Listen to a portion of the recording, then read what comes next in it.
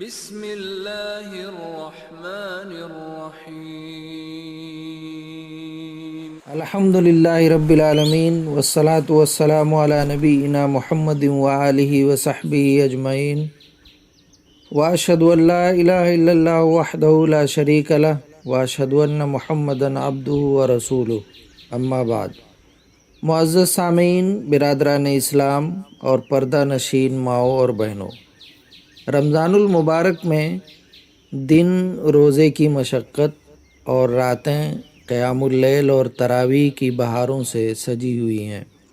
بلا شبہ نماز تراویح اس مبارک مہینے کا وہ عظیم الشان روحانی تحفہ ہے جو بندے کو رات کی تاریکی میں اپنے رب کریم کے حضور مناجات کا شرف بخشتا ہے، لیکن انتہائی درد مندی کے ساتھ یہ سوال اٹھانا پڑتا ہے کہ کیا ہماری مساجد میں ادا کی جانے والی یہ تراویح واقعتاً روح کی غذا ثابت ہو رہی ہے، یا یہ محض ایک رسم اور بوجھ بن کر رہ گئی ہے جسے ہم جلد از جلد اتار پھینکنے کی فکر میں رہتے ہیں۔ آج کی اس نشست میں ہم خالص کتاب و سنت اور فہم سلف صالحین کی روشنی میں نماز تراویح کے ان آداب، کوتاہیوں اور ائمہ کرام کی جلد بازی کے اس وبال پر گفتگو کریں گے جس نے اس عظیم عبادت کی ہیبت اور روحانیت کو مجروح کر دیا ہے۔ آئیے ہم اپنے گریبانوں میں جھانکیں اور اپنے اعمال کا محاسبہ کریں۔ حضرات گرامی، مساجد میں ایک عام مشاہدہ یہ ہے کہ بعض ائمہ کرام بالخصوص نماز تراویح اور قیام اللیل میں جب 2 رکعتوں پر سلام پھیرتے ہیں تو بغیر کسی توقف اور سانس لیے فوراً اگلی 2 رکعتوں کے لیے اللہ اکبر کہہ کر کھڑے ہو جاتے ہیں، اور یہ سلسلہ آخری رکعت تک اسی برق رفتاری سے جاری رہتا ہے۔ یاد رکھیے، علماء ربانیین کی نظر میں یہ طریقہ مستحسن نہیں۔ اگر امام 2 رکعتوں پر سلام پھیرنے کے بعد تھوڑا سا توقف کرے، کچھ دیر ٹھہرے اور پھر اگلی رکعتوں کے لیے تکبیر کہے تو یہ بدرجہ افضل اور شریعت کی منشا کے زیادہ قریب ہے۔ علماء کرام نے صراحت فرمائی ہے کہ اس نماز کا نام تراویح رکھا ہی اس لیے گیا ہے کہ سلف صالحین ہر 2 یا 4 رکعتوں کے بعد کچھ دیر آرام فرمایا کرتے تھے۔ اس معمولی سے وقفے اور فصل میں بے شمار تنظیمی اور شرعی مسالے پوشیدہ ہیں، جیسے کامل اقتداء۔ امام کے ٹھہرنے سے مقتدیوں کو سنبھلنے کا موقع ملتا ہے۔ اگر امام فوراً تکبیر کہہ دے تو تھکاوٹ یا کسی عذر کی بنا پر بعض مقتدی پیچھے رہ جاتے ہیں اور متابعت امام کا حسن مجروح ہوتا ہے۔ نمبر 2، ضعیفوں اور بزرگوں کی رعایت۔ مساجد میں کثیر تعداد ضعیف العمر اور بیمار نمازیوں کی ہوتی ہے۔ اس وقفے سے انہیں کھڑے ہونے اور اپنی صفیں درست کرنے کی مہلت مل جاتی ہے۔ نمبر 3، نماز کی ہیبت اور وقار۔ اگر وقفہ نہ کیا جائے اور ایک کے بعد دوسری رکعت پر چھلانگ لگائی جائے تو اس سے نماز کا وہ وقار مجروح ہو جاتا ہے جو بارگاہ صمدیت کے حضور کھڑے ہونے کا تقاضا ہے۔ ایسا محسوس ہوتا ہے جیسے کوئی بھاری بوجھ ہے جسے امام جلدی جلدی اتارنے کی کوشش کر رہا ہے۔ اگرچہ یہ فصل اور وقفہ واجب نہیں، لیکن ان عظیم مصالح کی بنا پر یہ ایک مستحب اور پسندیدہ عمل ضرور ہے۔ میرے دینی بھائیوں، آج کے دور کا ایک بہت بڑا المیہ یہ ہے کہ بعض ائمہ کرام تراویح کو اس قدر ہلکا اور تیز پڑھاتے ہیں کہ گویا پرندے کی طرح ٹھونگے مار رہے ہوں۔ نہ رکوع مکمل ہوتا ہے، نہ سجود میں سکون، اور قرأت کی رفتار اتنی تیز ہوتی ہے کہ حروف ایک دوسرے میں مدغم ہو جاتے ہیں۔ یاد رکھیے، یہ تخفیف مسنون نہیں بلکہ یہ نماز کی روح کا قتل ہے۔ اس سنگین جرم پر علماء سلف کی تنبیہات کس قدر سخت ہیں، ذرا دل کے کانوں سے سنیے۔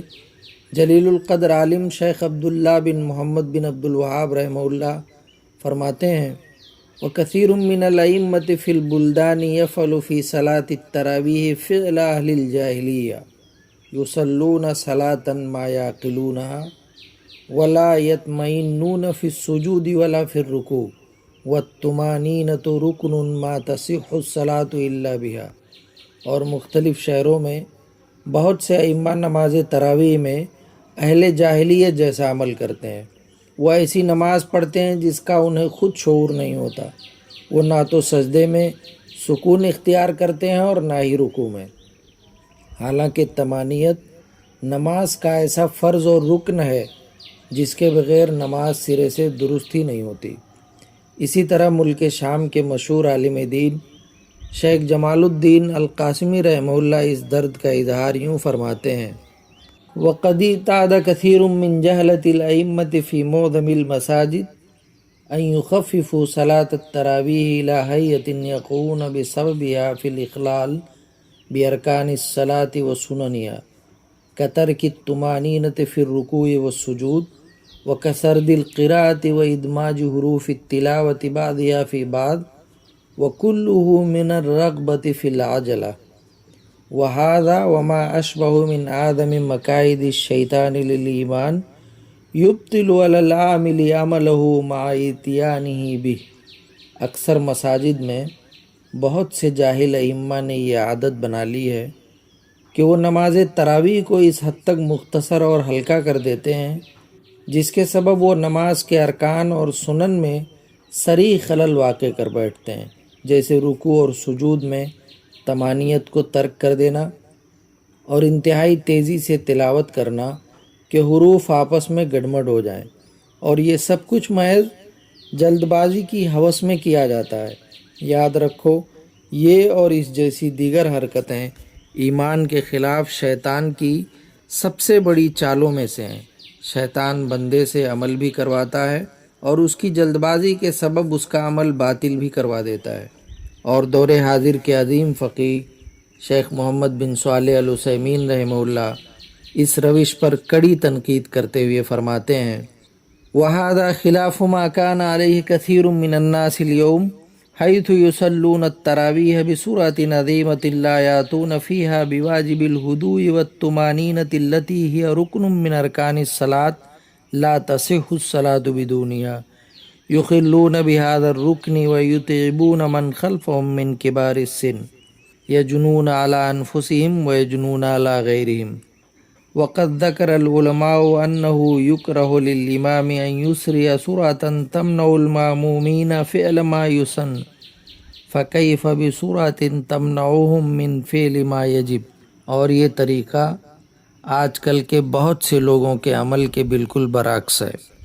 وہ تراویح کو اتنی خوفناک تیزی سے پڑھاتے ہیں کہ اس میں سکون اور طمانینت کا واجب ادا ہی نہیں کرتے، حالانکہ طمانینت نماز کے ان ارکان میں سے ہے جس کے بغیر نماز صحیح نہیں ہوتی۔ وہ اس رکن کو ضائع کر کے جہاں اپنے اوپر ظلم کرتے ہیں، وہیں اپنے پیچھے کھڑے بوڑھے مقتدیوں کو بھی تھکا مارتے ہیں۔ یہ لوگ اپنی جانوں پر بھی جرم کرتے ہیں اور دوسروں پر بھی۔ علماء نے لکھا ہے کہ امام کے لیے اتنی تیزی سے نماز پڑھانا مکروہ ہے جو مقتدیوں کو مسنون دعائیں پڑھنے سے روک دے، تو بھلا اس تیزی کا کیا حکم ہوگا جو مقتدیوں کو نماز کے فرائض اور واجبات ادا کرنے سے ہی محروم کر دے۔ حضرات گرامی، جب ہم ان جلیل القدر علماء کے فتاویٰ کا نچوڑ نکالتے ہیں تو تراویح میں اس شیطانی جلد بازی کے 5 ہولناک مفاسد اور نقصانات ہمارے سامنے آتے ہیں۔ نمبر 1، نماز کی ہیبت کا خاتمہ۔ اس تیزی سے اللہ کے دربار میں حاضری کی وہ ہیبت اور خضوع ختم ہو جاتا ہے جو ایک مومن کی معراج ہے۔ نمبر 2، بوجھ کا احساس۔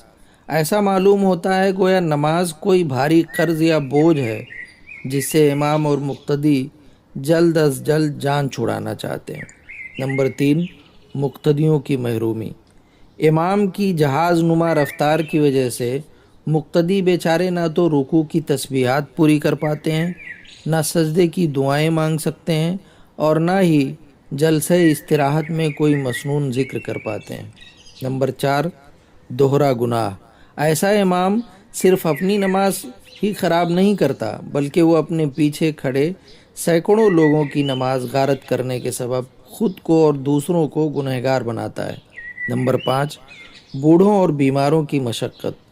تیز رفتاری سے اٹھنے بیٹھنے اور رکوع و سجود میں بوڑھے اور کمزور افراد کی سانسیں پھول جاتی ہیں اور وہ جسمانی اذیت کا شکار ہوتے ہیں۔ میرے بھائیوں، عوام الناس کی بھی یہ کمزوری ہے کہ وہ اکثر ایسے ائمہ کی تلاش میں رہتے ہیں جو 8 رکعتیں 15-20 منٹ میں پڑھا کر فارغ کر دیں۔ اس رویے کی نشاندہی تاریخ اسلام کے اوراق میں بھی ملتی ہے جو ہمارے لیے لمحہ فکریہ ہے۔ علامہ شمس الدین السخاوی رحمہ اللہ نے اپنی مشہور زمانہ کتاب الضوء اللامع میں احمد بن عبداللہ الدوری نامی ایک امام کے حالات زندگی میں ایک عجیب واقعہ لکھا ہے۔ آپ رحمہ اللہ فرماتے ہیں، کان یصلی بالناس التراوی فیصلی معہ الجم الغفیر لمزید تخفیفہ ویلقبون صلاتہ بالمسلوقہ۔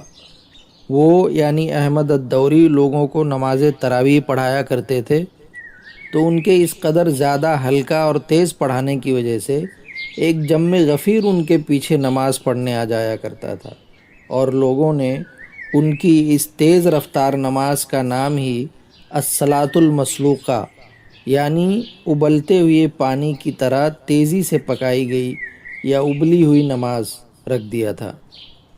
ذرا سوچئے، کیا ہماری نمازیں بھی مسلوقہ بن چکی ہیں؟ کیا ہم اللہ کے حضور پیش کرنے کے لیے وہ نمازیں تیار کر رہے ہیں جن میں نہ خشوع کا ذائقہ ہے اور نہ طمانینت کی غذائیت؟ یاد رکھیں، اللہ کو عمل کی کثرت سے زیادہ عمل کا حسن محبوب ہے۔ حضرات گرامی قدر، آج کی اس پرمغز اور فکری مجلس سے ہم نے جو اسباق حاصل کیے ہیں ان کا تقاضا یہ ہے کہ ائمہ کرام اللہ سے ڈریں۔ آپ محراب نبی صلی اللہ علیہ وسلم کے وارث اور لوگوں کی نمازوں کے ضامن ہیں۔ لوگوں کی جھوٹی واہ واہ اور کثرت ہجوم کے لالچ میں اپنی اور ان کی آخرت برباد نہ کریں۔ سنت کے مطابق ترتیل کے ساتھ قرآن پڑھیں اور ارکان کو سکون سے ادا کریں۔ عوام الناس اپنی اصلاح کریں۔ اس امام کی تلاش ترک کر دیں جو آپ کو جلد بازی کی سولی پر چڑھاتا ہو۔ اس مسجد کا رخ کریں جہاں امام اعتدال، سکون اور خشوع کے ساتھ تراویح پڑھاتا ہے، خواہ اس میں چند منٹ زیادہ ہی کیوں نہ لگ جائیں۔ تراویح کے دوران ہر 2 تسلیمات کے بعد کچھ لمحے ٹھہرنا سنت کے قریب اور باعث وقار ہے۔ اسے اپنی مساجد کا معمول بنائیں۔ آئیے آج ہم اپنے پروردگار کی بارگاہ صمدیت میں انتہائی عاجزی اور ندامت کے ساتھ دستے بدعا ہوں۔ اے ہمارے پروردگار، ہمیں دین کی صحیح سمجھ اور فہم سلف پر استقامت عطا فرما۔ اے اللہ، ہماری نمازوں کو جاہلیت کے افعال اور شیطان کے وسوسوں سے محفوظ فرما۔ ہمارے دلوں میں اپنی عظمت اور ہیبت پیدا کر دے تاکہ جب ہم تیرے حضور کھڑے ہوں تو طمانینت، خشوع اور خضوع ہماری نمازوں کا زیور بن جائے۔ اے اللہ، ہمارے ائمہ اور عوام کی اصلاح فرما۔ اے رب ذوالجلال، امت مسلمہ آج جن کٹھن حالات، ظلم اور بربریت کا شکار ہے، اپنی غیبی نصرت سے ان کی مدد فرما۔ ہمارے روزوں اور ہماری ان قیام اللیل کی محفلوں کو اپنی بارگاہ میں شرف قبولیت عطا فرما اور ہمیں روز قیامت جنت الفردوس کا وارث بنا دے۔ آمین یا رب العالمین۔ وآخر دعوانا ان الحمد للہ رب العالمین۔